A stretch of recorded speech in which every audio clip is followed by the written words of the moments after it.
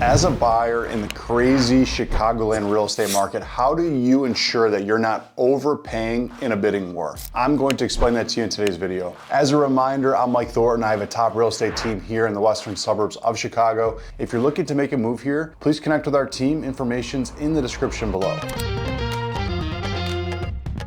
All right, so one of the most common concerns I get from buyers is, how do I ensure I'm not overpaying once we get into a bidding war? So I want to talk through that in our process and what we do for our buyers in today's video. So let's jump right into that. So the first and most important thing that a buyer needs to understand is, what are your numbers? What do you believe a home is worth in the current environment? Let's not think about yet what's going on with other buyers, but let's understand and be very well grounded in what we believe we would be willing to pay for a given property. Now, in order to do that, you need an agent who's going to break down the specifics of the comparable sales and the market to you so you can make an informed decision. Let's start first with the latter. Let's talk about the market. Why is that important? Well, you need to know, is the market moving up or down, or is it fairly stable? Because if it's moving up, you would expect the comps to rise above, or I'm sorry, you should expect the subject property to rise above the recent comps. In our market here in the western suburbs of Chicago, we're appreciating at about 8% a year right now. And so if you're looking at a comp from 3 months ago, you need to make an adjustment on what that would do in today's market. And oh, by the way, you probably need to make another adjustment for where that is going to be going in the future, because that home's not going to close for 30, 45 days. And if the market's moving up, you need to account for that. So you might be making a 3% adjustment to that comp to understand what that's going to do in the future. So that's very important. Now, on the flip side, if you're in an area like Florida, different areas where you have lots of inventory, that market's moving down. So if that comp sold for 1.2 million 3 months ago, that may sell for 1.1 million in today's environment. So that's very, very important. You need to understand that. You need to also understand what homes of similar homes are on the market currently that could be dividing attention of buyers. So if this is the only house in this price range in this given elementary school district, it's a very hot neighborhood, you can expect a lot more competition for buyers than if you had 5 homes of the same type on the market at the same time. That's also very important. So what else are you competing with? Do you expect a lot of activity from buyers or not? Now, the next part of that is just understanding the comparables. So let's look at comparable sales. Again, let's make adjustments for size, finishes, and features. That's very, very important. It's easier to comp maybe a townhome or an area that has been built up and all the homes are from the same builder and from the same time frame. However, if you're looking in an area like, let's just, for example, look at the western suburbs of Chicago, you're looking in Glen Ellyn or Elmhurst, you have homes that were built over the last 115 years. You have some old farmhouses, some Victorian, you have some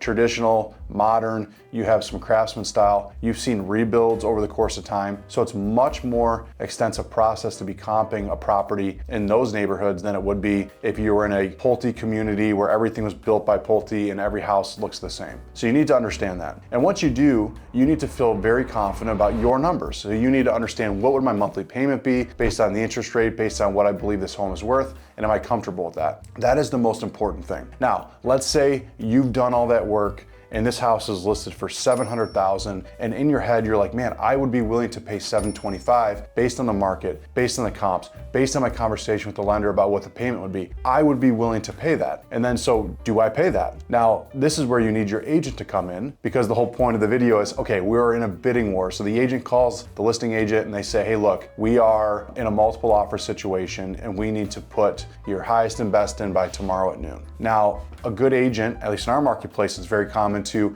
ask and to understand whether you can submit an offer with an escalation clause. Now, that's a very important tactic, because an escalation clause allows you to submit an offer in relation to the next highest offer. So you might be saying, I'm willing to pay $725. The magic of the escalation rider is, instead of just leading with $725, the escalation rider allows you to basically set a floor, a ceiling, and then an amount that you're willing to rise above the next offer. So the way that would play out potentially is, using an escalation rider, you could say, hey, we're gonna offer $700,000, but then we're willing to beat the next highest offer by $5,000 up to $725. So your floor is 700, your ceiling 725, and you're going to beat the next highest offer by 5 grand. You might be asking, well, why not beat it by $100? Why go 5 grand over? Well, let's just assume in this case that our buyer is financing the home, they're 10% down. We've seen many scenarios where you're competing against a cash buyer, and that cash buyer is going to pay $5,000 less but still beat you because there's other terms that matter to the seller other than price. So in this case, let's say, hey, we want to make sure we're covering cash buyers and we want to provide additional value in case we're not the best and some of these other terms to offset that to still win this deal. So let's say the next highest offer was $690. Well, you'd be paying $700 because that's your floor. But let's say that next highest offer was $717. You would be paying $717 plus your $5,000 escalation. So you'd be at $722. So you'd have saved a few $1,000s using that escalation rider. Now, if the next highest offer rises above your cap of $725, you probably lost the deal, or at least you're not the highest offer from a price perspective. So it's a very important tactic. Now, the next thing I would want to know, if the agent's willing to share it, is have your buyer's agent reach out to see, how many offers do you have. Now, the listing agent doesn't necessarily have to share that, but you're trying to get as much information as possible. You don't need to be necessarily as aggressive potentially if there were 2 offers versus 12 offers. So you could structure your offer accordingly depending on how much activity there is. But the most important thing, and the number one way to not overpay during a bidding war,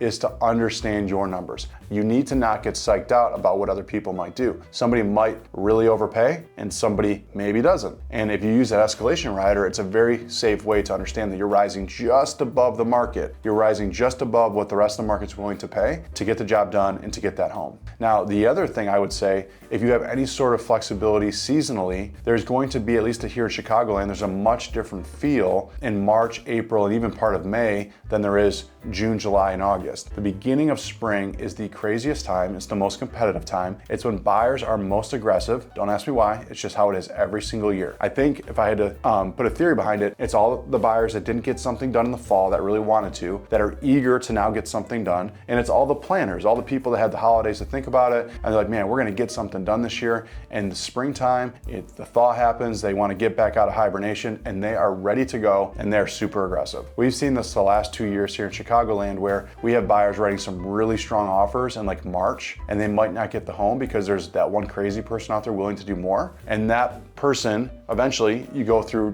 March and April and part of May, a lot of those crazy buyers are now off the table. They found their home, they're out of the market. And then it kind of frees up some opportunities to the people that were writing really good offers that maybe were being beaten out. There provides an opportunity for those people to get into their home. We saw that last year. We're already starting to see that this year. We're now, as I'm taping this video, getting into May, it is calming just a little bit, and you're gonna see some of these people get across the finish line. So if you're worried about overpaying, you need to educate yourself on the comps. You need to not worry about what other people are doing. You need to understand your numbers, what you're comfortable with. Then you need your agent to get in there and to find out as much information as possible about the activity, number of offers, anything they can find out. And then third, you wanna look at some of the ways that you can structure your offer to ensure you're rising just above the rest of the market. That is your way to understand and to make sure you're not overpaying. Now, I would also say, depending on which way pricing is going in your market, there's more or less risk to this. So I would say in Florida right now, because we're looking at some property there, they're at 15 months of inventory, and that means pricing is going down, and there's no telling where the bottom is necessarily. And so that's a little bit more risky place to get in and a riskier place to overpay versus a place like here in Chicagoland, where we have so much pressure on inventory that even though it's going to feel expensive on day one when you buy that house because the market's moving up, you're going to be in a really good position a year later because that market's moving up about 8% a year. So it's going to be,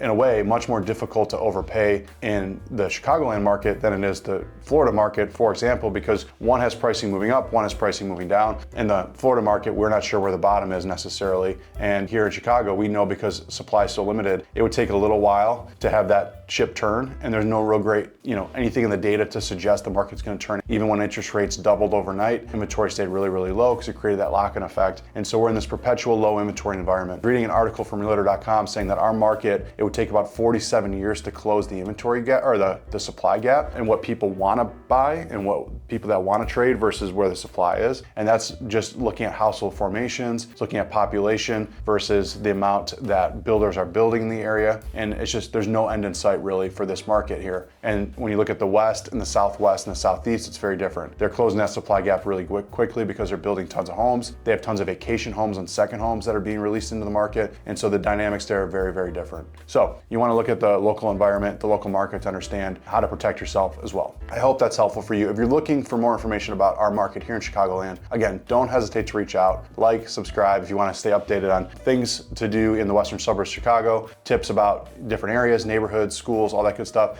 and then just some overall strategy around real estate. Talk next time.